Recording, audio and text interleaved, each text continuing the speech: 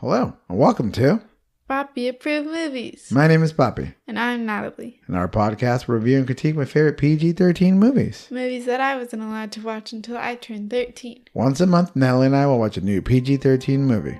And I'll see if Papi's movies live up to the hype. Which, of course, they will. Today we're going to be watching CODA.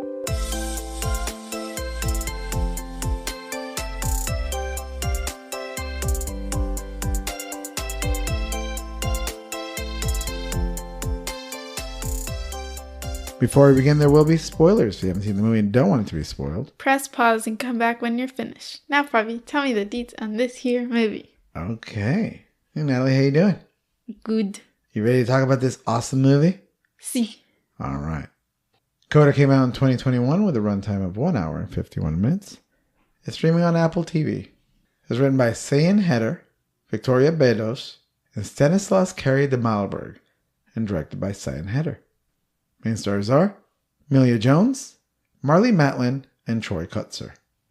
Fun facts, CODA, which won the Academy Award for Best Picture that year, it's an acronym, and it stands for Child of a Deaf Adult.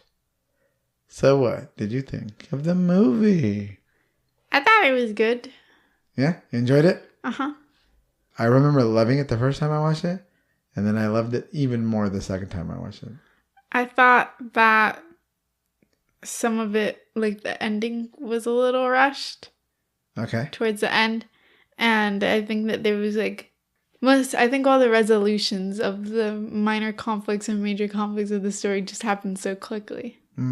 Okay. Like everything just came around fast. Yeah.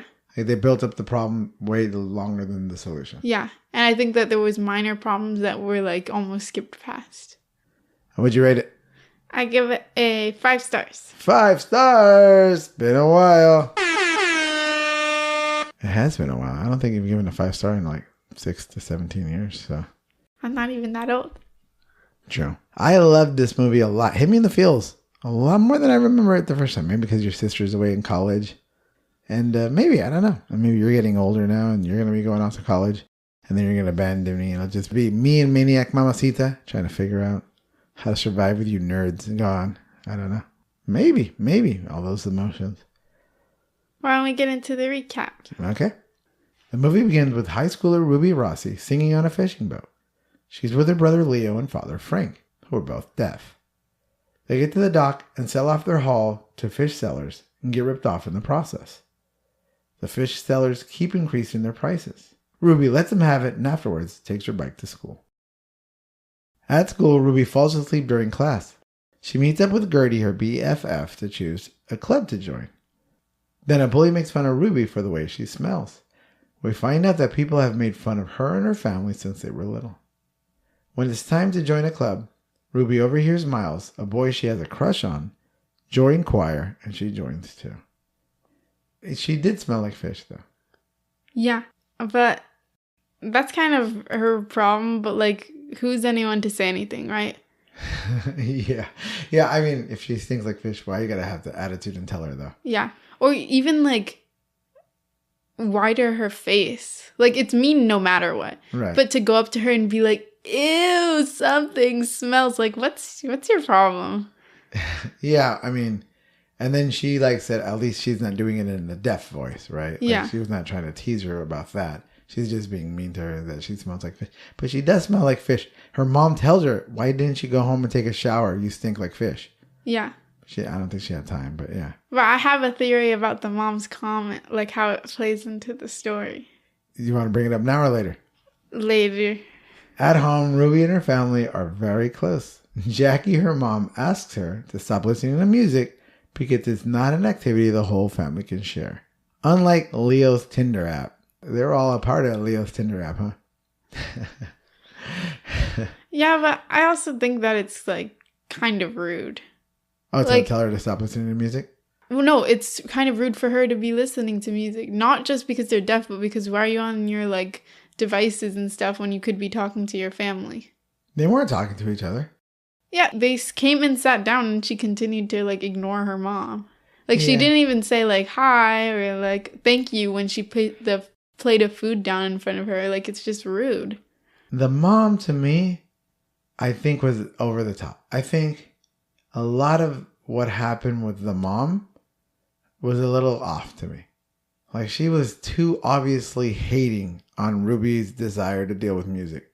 As a deaf person, I'm not sure that she hates music. Maybe she doesn't understand it, right? Or can't hear it. But like, why would she have such a dislike toward Ruby's desire to listen and sing music? And also the fact that it's not like she doesn't hate music. Like, she listens to music in the car with her husband when they pick her up. Like, he does. He likes it. It's his gangster rap that he likes. But if she was so against it, she would have been like, turn it off, and he'd be like, okay, princess. Like, yeah, for sure. But she does not support Ruby at all, ever, until the very end. And then at that point, kind of like, I don't think she gets it. I think she just gives in. I get the dad. He was like, well, we do need you. But the mom was like, no, you're not going to do this. We need you. It's a very different attitude. So I don't know. You like Miles? Think he was cute? I don't remember his face. I liked the brother better. He was Leo? pretty handsome. Well, Gertie sure thinks so. In choir class, the teacher, Mr. Villalobos, asked each student to sing to place them in the choir. When it's Ruby's turn, she bolts and goes to a cliff overlooking a lake. There she sings and is amazing. The next day, Ruby apologized to Mr. V for bailing. She explains that when she was young, people would tease her for speaking like a deaf person. He tells her it doesn't matter what you sound like. It only matters if you have something to say.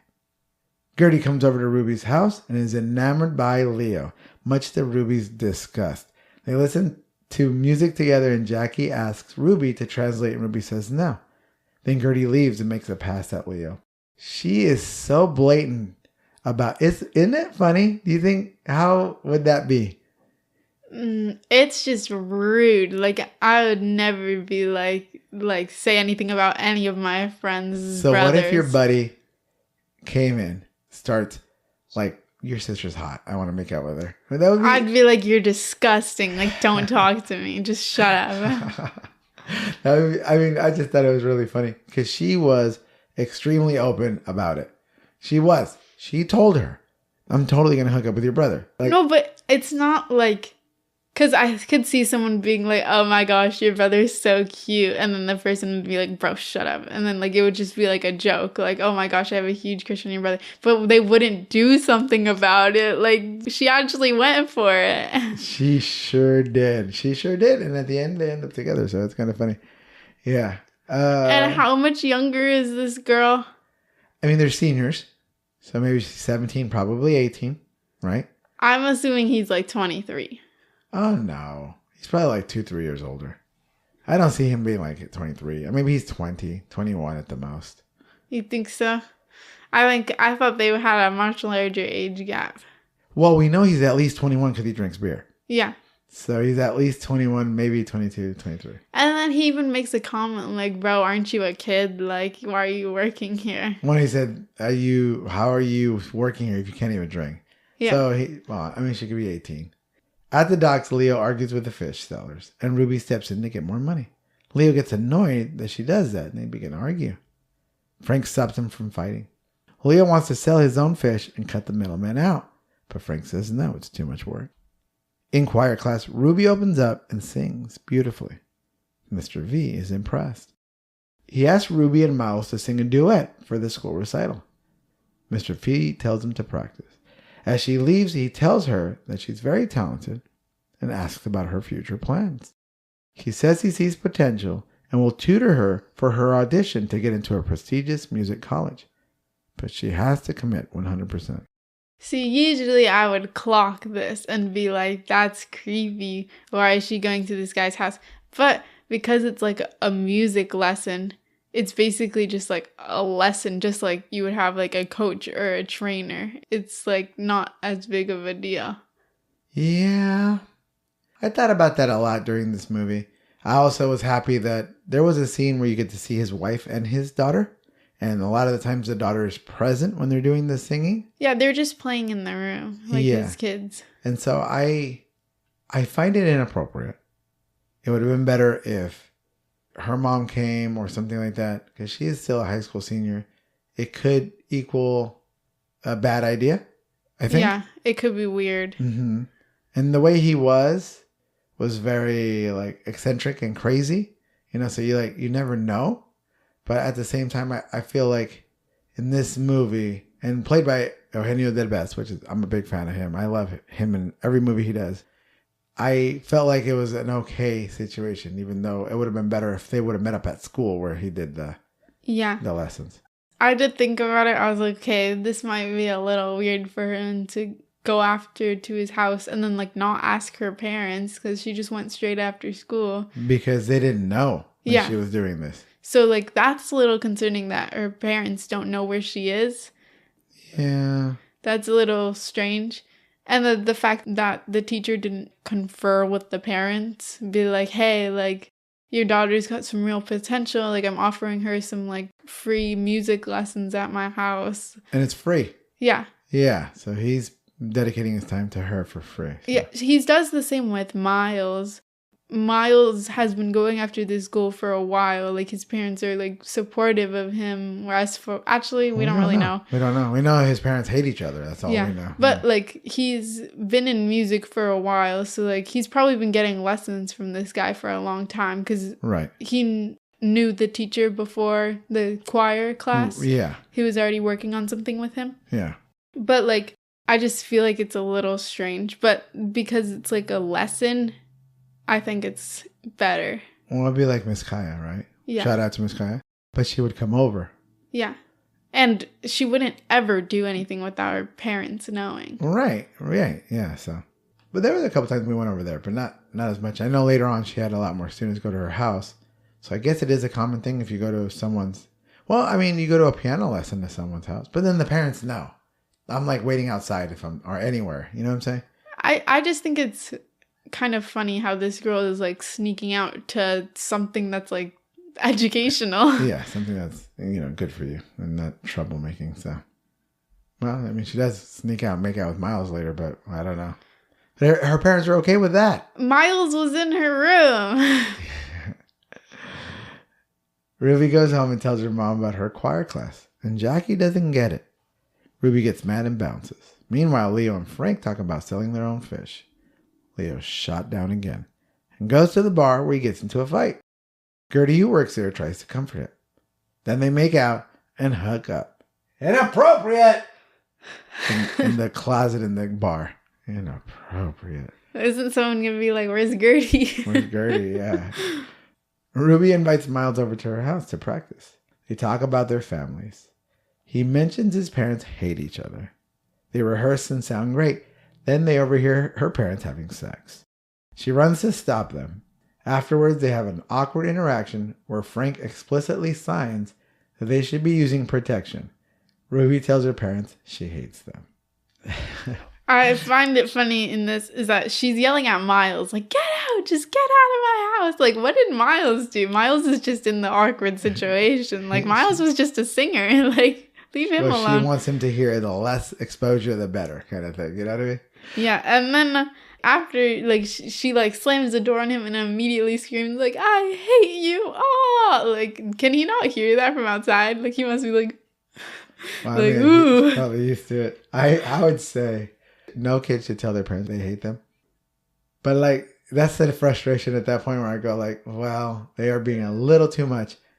You made 2 comments during this movie that I remember. The first time when he says, my parents hate each other, and you said, trauma drop, like you said something like that. Yeah, I forgot to mention it was in my notes. I thought that was hilarious. You're like, dude. And I go, he did just say, like, here, let me put it out on the table. My family's a mess. I know, like, they weren't even talking about anything related.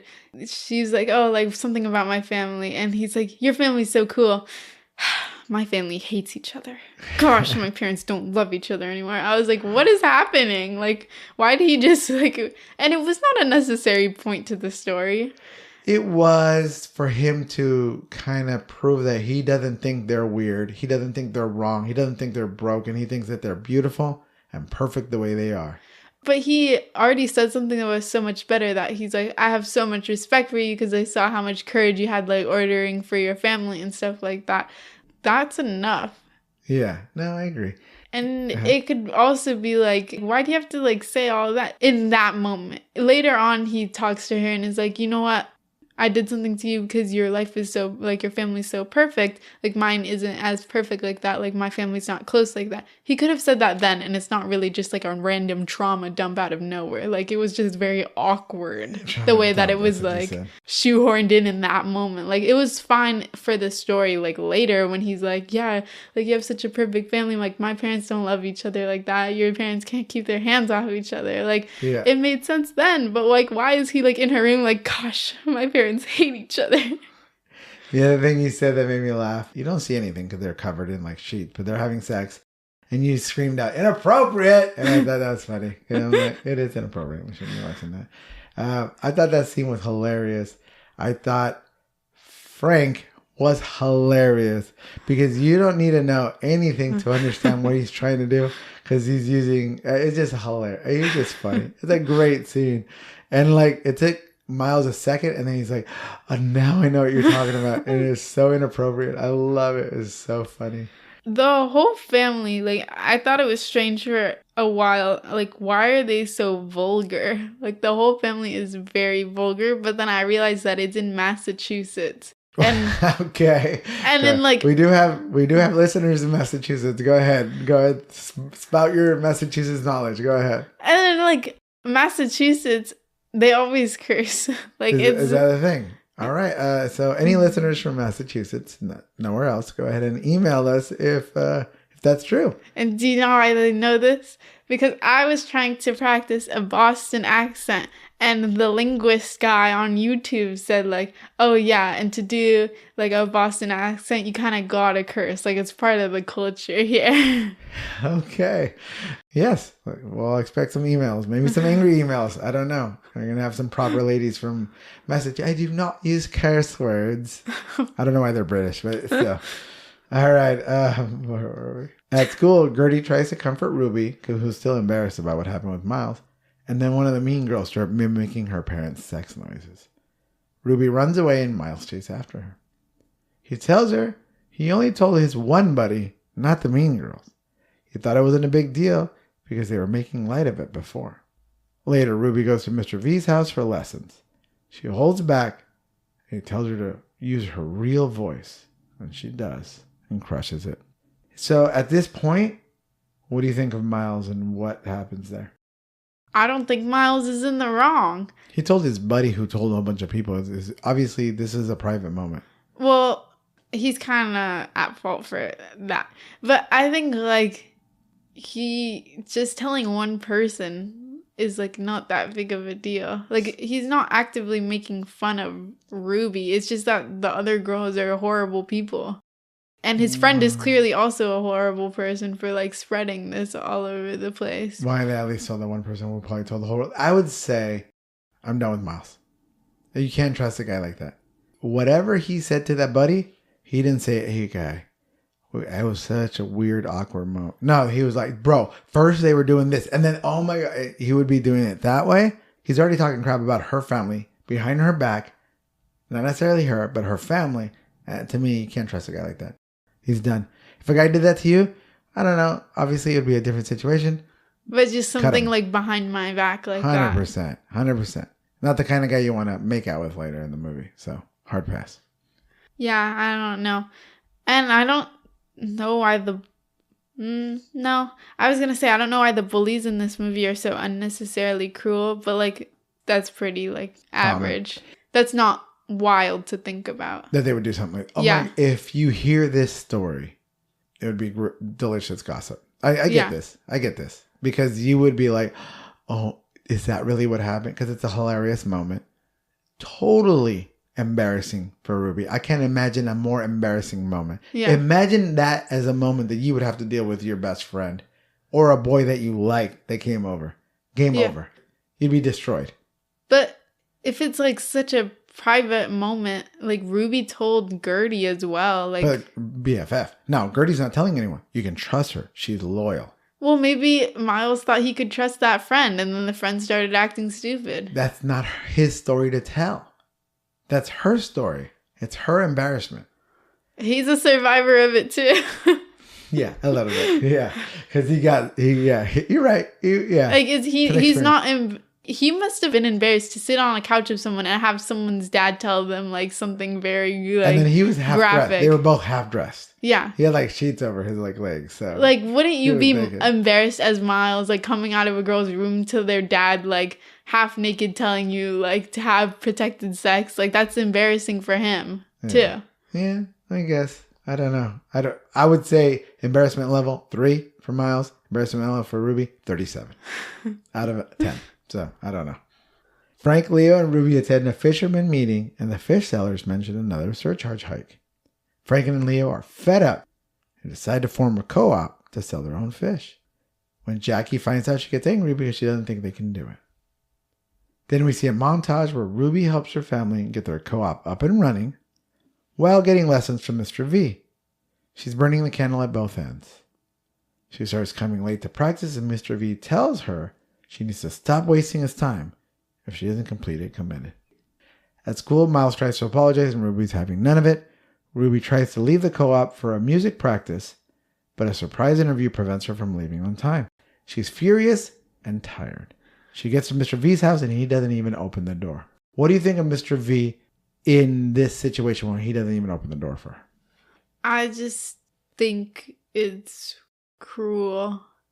On his part. Yeah, he knows that their family is having a hard time and that they're doing all this fish stuff and that she's going through so much trouble because she's told him early in the morning that she doesn't do anything without her family and that she is always helping them, and he knows that she's going through all this trouble. Why couldn't he have made a later time for her? Why couldn't he have been like, hey, let's cancel practice for this week and start up next week, or go directly after school? Like, why couldn't he have tried any way to like slightly accommodate her more? The fact that I like Mr. V, I think he's funny.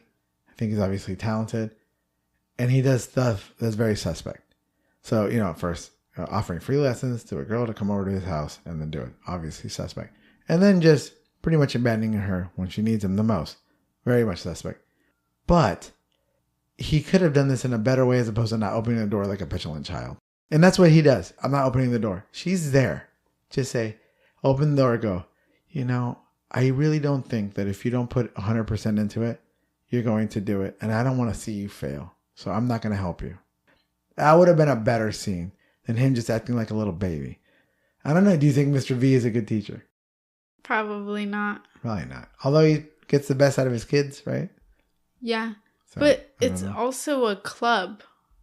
Like, it's like an after-school club. It's not even choir if class. It's like a club or like a flex kind of thing.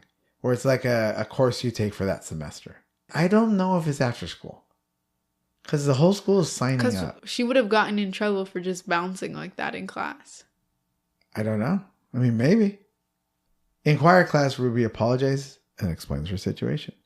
She goes home and tells her family about her goal of going to music college, and they tell her they don't like the idea. They need her at home. She gets upset.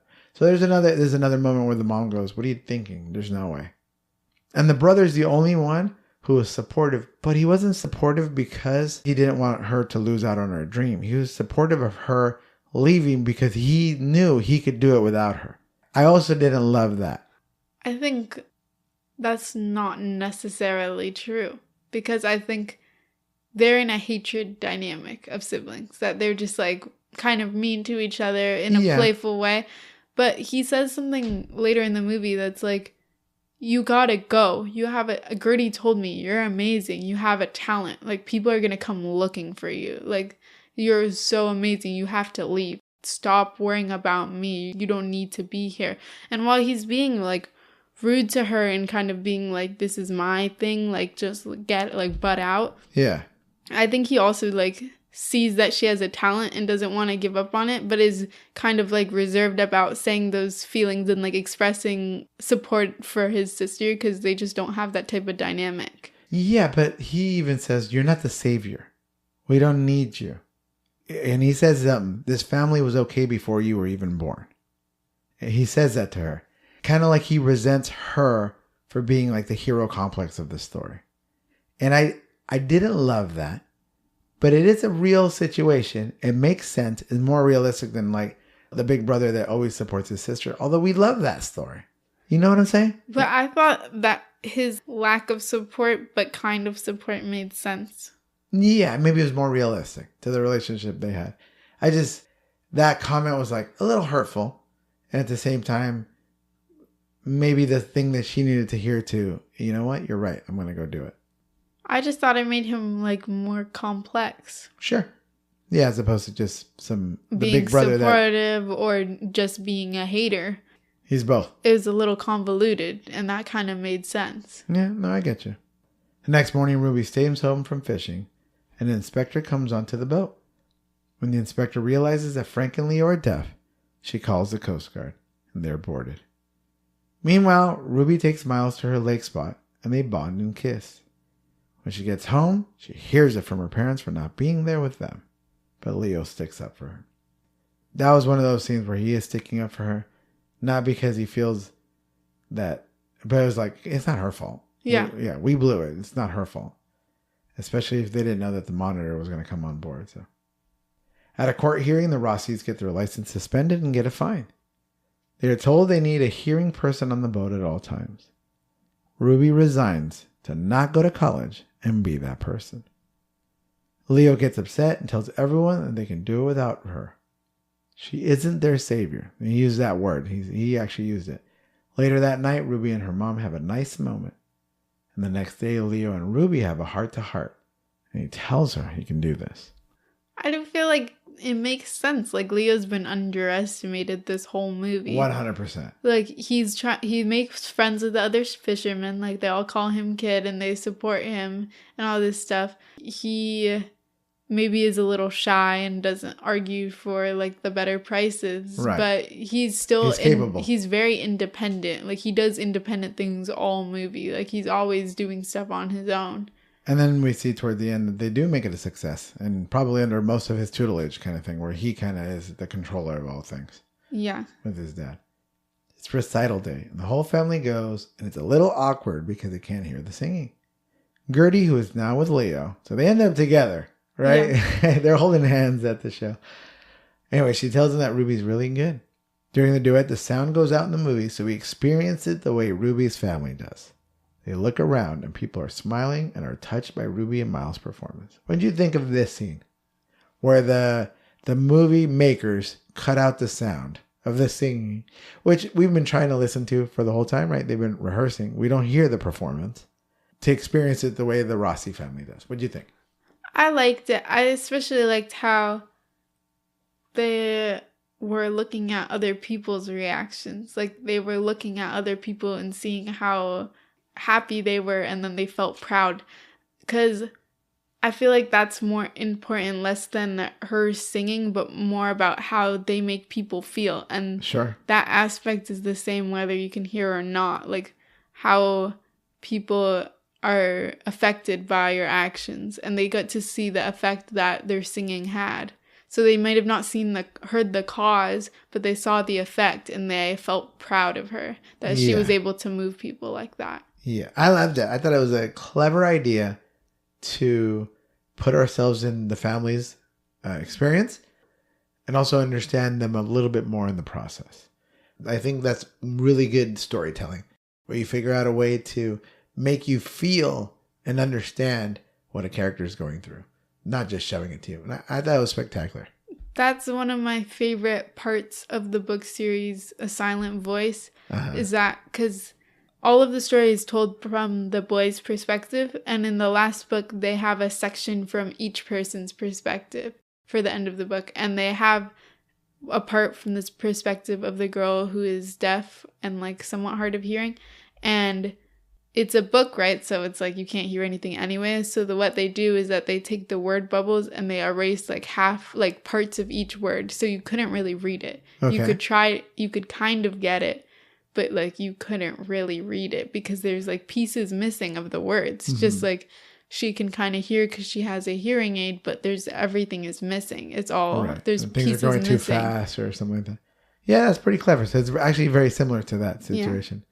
And you like that part of the book. Yeah, it's one of my favorites because you can see what's going on to a certain extent, like her. Like you can see just from looking, like logically you can make things put together. Like you can see what things are happening, but you're like a little confused. Like you're like, what's going on around me? So it kind of like makes emotions, like it brings us into the person's emotions. Yeah, I thought it was a great storytelling element. I thought it was magnificently done. When they get home, Ruby and her father talk, and he asks her what the song's about. She tells him, and he asks her to sing it. He reads her lips and put his hands on her neck to feel her vocal cords. He kisses her and they hug. Also a really sweet moment. This is the one that hit me that feels real hard. You know, daddy-daughter situation always gets me. And I loved it. What did you think of this scene? I thought it was pretty good. I think it makes sense because the whole movie, she doesn't say it. Like, she kind of argues against it that Mr. V's like, you're trying to sound pretty, like you're holding yourself back. And that she's like, no, I'm not. Like, leave me alone, that I'm not doing that. Right. But she is, because she's been bullied about how she sounds her whole life. Sure. And so she's very insecure about that. But then I feel like this is when she sings the most, because she doesn't have to worry about it sounding so perfect. Is that she just wants to sing it loudly and properly and like everything so that her dad can feel it. Enjoy it. Yeah. The next morning, the entire family wakes Ruby up and forces her to go to the audition. Mr. V comes and accompanies her on the piano. She starts and he messes up on purpose to wake her up and sing from her heart. Then her family comes to see her, and she sings amazingly and signs the words at the same time. I didn't necessarily love the parents coming there. I get it, they do everything together. But I think this could have been a moment where she just shined on her own. That's what I was thinking, because one of the things she says to Mr. V is that I don't know how to do anything without my family. And I feel like she really didn't. Like, the whole movie, she really didn't do anything. She's moving away at the end of the movie, and you're like, she's not going to have her family there. So yeah, I think it would have been probably better if she did it without them. Yeah. And Mr. V gets a lot of credit, because she was bombing. Yeah. And he messes up on purpose. Oh, I apologize. Can I start over? Can we start over? Kind of like a wake-up call, like, girl, you're losing it. Yeah. You better get it together, the way he's done throughout the whole movie for her. We see a flash-forward montage. The Rossis hire a hearing boat hand. The co-op is growing successfully. Ruby tells Mr. V she gets into the music college, and Ruby and Miles jump off the cliff together. At the end of the movie, Ruby is leaving for college with Gertie. She says goodbye and drives away, then stops the car for one more hug. As she drives away, she signs the words, "I really love you." The end. I loved it. What did you think of the end? I thought it was good. I'm shocked that Gertie went and dropped her off. I hate this in movies. Why do they say goodbye? Hello, I will drive to the other side of the universe to drop you guys off in college. We're going to go pick up Soph this week. And there's no way I'm not going to pick her up and drop her. I don't understand not even this. Her brother? Like, yes. They all would go, right? I get if Gertie's going too, then just put them all in the truck and we all make our way to wherever college they're going to. When they sign up for the thing, like, oh, we roll deep. Like, all of us are here all the time. Like, yeah. Why wouldn't that happen the same way? Why wouldn't they take her to college? All the movies are like that. They always leave for college from home. I'm like, no. So if you want to do that, you're not going to get to. I'm going to take you to your dorm. I'm going to see you to your room. I'll tuck you in before I leave, and then I'm going. But I do love the end where she says, "I love you," and stops the car to give one more hug. It's cute. And then I didn't understand the love you sign, because she curls her middle and index finger together to do the "I love you" sign. But then so that's an R. So that means I really love you. I didn't know that. I thought that's cute. Yeah. Which I can barely do with my own hand. This is terrible podcasting here. We're doing hand gestures, but could this movie still be made today, even though it was made 4 years ago? Yeah. I didn't even write anything down because I didn't think we were doing this segment. All right, so we're not going to talk about whether this movie's made today or not. Do you have any notes before we move on to the Bechdel test? So I thought that it was a little much, but I think that the whole point was that the mom had some jealousy over her own daughter. I think that was the whole point. Okay. And I think that when she says, ew, like you smell like fish, you didn't shower, I think they're trying to mirror the bullies in the mom. Oh. So I think that the bullies are just a mirror of her mom, like tearing her down. Right. here's the example. The bullies say, you stink. She goes home. Her mom's like, you smell like fish. Why didn't you change? Right. The bullies make fun of her and mock her in her younger years for speaking like a deaf person. Right. And then her mom was like, you sing? You're in a family of deaf people. You can't sing. Right. So I think that the bullies are supposed to mirror her own mother tearing her down. Okay. The bullies never come to a resolution. They never get theirs. You beat the bully, right? Or the bully gets their comeuppance. And the bullies just survived as non-characters in the story. I think the mom does too. She comes around and decides she's the one that pushes for the audition. She lets her go away to college. She wishes her well. But I think that the mom almost tries and sabotages her in some moments. Where she's like, no, we need a translator. You can't go. No, you can't do this. Yeah, no, that you 100%. can't do this. Like, sometimes it's unnecessary. And I think it's because the mom got so far in life as like a pageant queen and all this. And then she just like left all that life behind. That she doesn't want her daughter to experience the popularity and the stardom that she had so easily because the mom works so hard. And she makes a lot of comments. Like, she calls hearing women like B words and is very rude when her own daughter is a hearing person. So it's often like she's degrading other women who can hear in front of her daughter, which is kind of indirectly degrading her. Yeah. So I think that she has a strong like anti-feminist, almost like anti-female, because she feels targeted by other women. So she she's kind of defensive. Reflects that like defensively against like a lot of hearing women, and I think she takes that with her daughter, and that's why I could see that where she feels, because she has like an inferiority complex. She mentions earlier, what if I can't be a good mom, or you'll think I'm a bad mom? And then she's like, no, they had a moment, right? A very sweet moment where they talked about it, like, no, I love you, mom, you're the best, and they hug. And maybe she does take it out on her because she feels like she's been, and she has probably been discriminated against her whole life. And that her daughter gets to have something like similar to her with the singing path next to like her pageant path, but she gets to go in so easily, and that all of a sudden she's like singing when they haven't known about this whole time, and she's gonna get the part, and she's just so amazing so easily and hasn't faced anything against it. And I think that was the whole point of the bullies, is to show that the mom is like kind of defensive about like her own feeling against how women have treated her in the past. So I think that her just being like, just kidding, love you, like go to college, like it didn't make sense because she didn't resolve her problem against women really. Yeah, no, I get you. I think it would have been women. I think it's about hearing women. Well, yeah, hearing women and women in general, I think, because she's not around other deaf people, and all the other deaf people in the town are men. What's her job? She does finances. Oh, she does? Yeah, she's like a tax person. Oh, okay. All right. This is best Bechdel test. Yeah. Bechdel test check female representation movie. There are 3 criteria. Criteria 1 are 2 or more named females. Yeah, there's Gertie, there's Ruby, and there's the mom.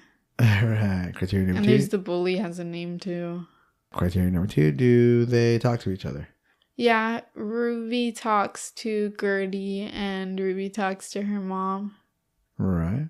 Criteria number 3, they talk to each other about anything other than a boy or a man. Yeah, Gertie and Ruby talk about the band in their song and like how she's like, oh, you got this CD from the dollar bin, like this music sucks. And then Ruby and her mom talk about like her birth process and stuff. So it does pass the Bechdel test. I would say, although there is a boy involved in the movie, and although there are a lot of conversations that Gertie talks about other boys, because she hooks up with more than one person in the movie. She mentions another hookup from earlier. She ends up with Leo and talks about Leo very graphically, right? I would say this movie had a lot of female characters that were strong. And other than the dad, Leo being a secondary character, and same thing with Mr. V, I would say that the 2 main characters are the mom and Ruby.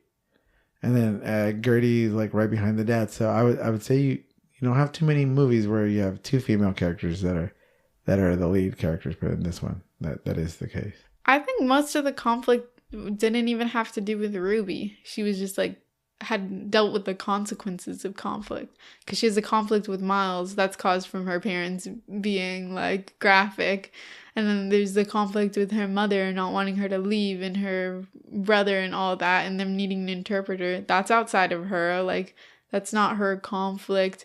The only real conflict is like internal conflict where she's worried about singing, but that gets solved pretty easily through the help. Too, being a little punk and not keeping his mouth shut. But the conflict is from Miles being... from the parents. From the parents first, and then Miles being like a little sneak and telling everyone. Little snitch. Snitches get stitches, bro. Anything else before we move on? No. Thank you for tuning in to Papi Approved Movies. If you like this episode, make sure to subscribe, rate, and review on your favorite podcast app, or like our podcast on YouTube. If you watched till the end of today's episode, comment down below the I love you hand sign. Put out an episode twice a month. If you want to see extra podcast content, follow our TikTok at Papi Approved Movies. If you want to suggest a movie for us to watch and critique, email us at papiapprovedmovies@gmail.com. That's papiapprovedmovies@gmail.com. No spaces, no caps. We'll try our best to get to your suggestions. I'm Papi. And I'm Natalie. See you next time. Bye.